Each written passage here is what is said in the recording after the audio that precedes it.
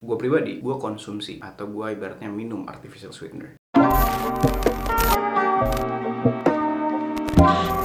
Halo semuanya, balik lagi di PFet. Nah, jadi video kali ini gue akan ngebahas artificial sweetener atau pemanis buatan sebagai pengganti gula di carnivore diet. Apakah kita bisa menggunakan itu? Apakah pertama naikin insulin kita, naikin ibaratnya hormon insulin ya, yang ngebikin kita ibaratnya diabetes ya. Kalau misalnya kita insulinnya resisten, biasanya kita diabetes. Atau misalnya naikin gula darah. Biasanya kalau insulinnya naik, gula darah juga naik. Itu terjadi secara bersamaan. Udah respon natural, karena kita biasa kalau konsumsi gula atau karbo, itu yang membuat gula darah kita naik di peredaran darah kita karena ada masuk gula, dan insulin kita akan dikeluarkan. Hormon insulin itu bakalan dikeluarin oleh pankreas supaya nanti masukin gula di seluruh sel di tubuh kita ya, dimasukin ke namanya glikogen. Tempat penyimpanan gula di badan kita namanya glikogen ya, ada di otot, ada di liver. Nah, jadi kalau misalnya apakah kita makan atau minum artificial sweetener atau pemanis buatan, apakah kita boleh di carnivore diet? Pertama, kita harus pahamin dulu bahwa pemanis buatan itu terbuat dari sumber nabati, itu bukan dari hewani. Itu kita pahamin dulu ya, bukan berarti salah, enggak gitu, terserah, bebas aja. Kalau lu misalnya mau strict carnivore ya, lu nggak konsumsi artificial sweetener sama sekali. Tapi kalau kayak gue misalnya, gue pribadi, gue konsumsi atau gue ibaratnya minum artificial sweetener kalau misalnya gue pengen, oke, tapi jarang. Tapi yang kedua,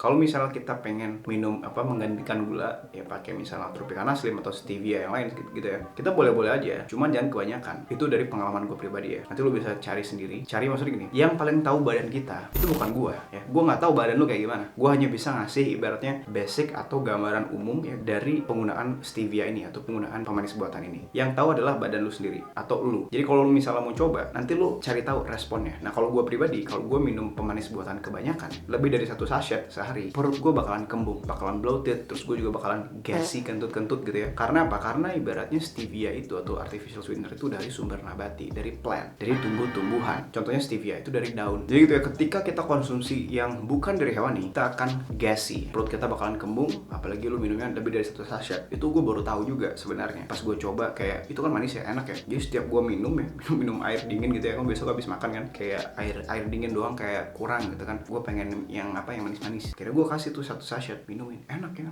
Sachet kedua nih, gue nggak tahu ternyata sachet kedua ini ngebikin gue bloated, ngebikin gue sendawa-sendawa, bahkan ya bloated, sendawa-sendawa, terus kentut-kentut juga ya kan.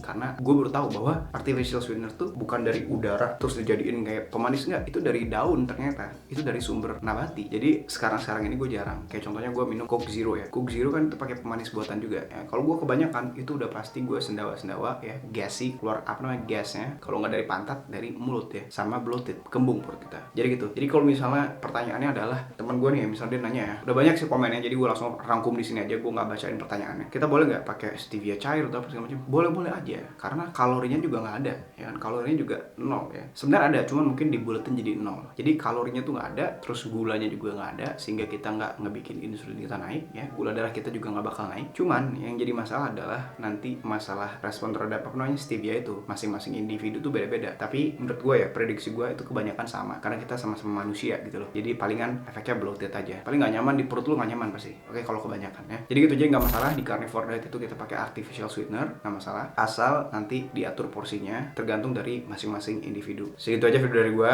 semoga bermanfaat ya untuk video artificial sweetener ini. Jadi semoga teman-teman yang lagi pengen ngejalanin carnivore diet ini ya, yang journey-nya pengen turunin berat badan gitu kan, pasti kebanyakan pengen turunin berat badan sih. Intinya gini, kita harus fokus ke yang besar-besar ya, yang maksudnya yang utama, yang the main fokus kita adalah tadi, kita makannya hewani, kita makannya daging-daging, karbonya direndahin, kalau bisa nggak usah ada karbonya, lemak hewaninya harus dicukupin, jangan sampai kurang, tapi jangan sampai kelebihan juga, kebanyakan itu jangan, nanti kita malah enek ya, enek dan gendut, maksudnya nyimpan kalori lebih. Karbohidrat juga sama, tapi protein juga ya jangan juga terlalu sedikit ya, protein itu paling tinggi, protein itu nomor 1 ya di makanan kita, di piring kita. Tapi kalau protein doang, nanti makanannya jadi hambar dan makanan jadi kering ya, jadi dry. Makanya kalau dada ayam tuh nggak enak banget kan, tapi kalau paha ayam itu enaknya luar biasa ya, kalau paha ayam ya, karena ada lemaknya itu. Sama kayak daging giling juga, kalau daging giling terlalu kering ya, atau terlalu proteinnya kebanyakan, maksudnya nggak ada lemaknya, itu juga pasti rasanya nggak enak, kayak gabus. Jadi gitu, sekian dari video dari gue ya untuk ngebahas pemanis buatan atau artificial sweetener ini. Oke, semoga bermanfaat. See you next video, bye bye.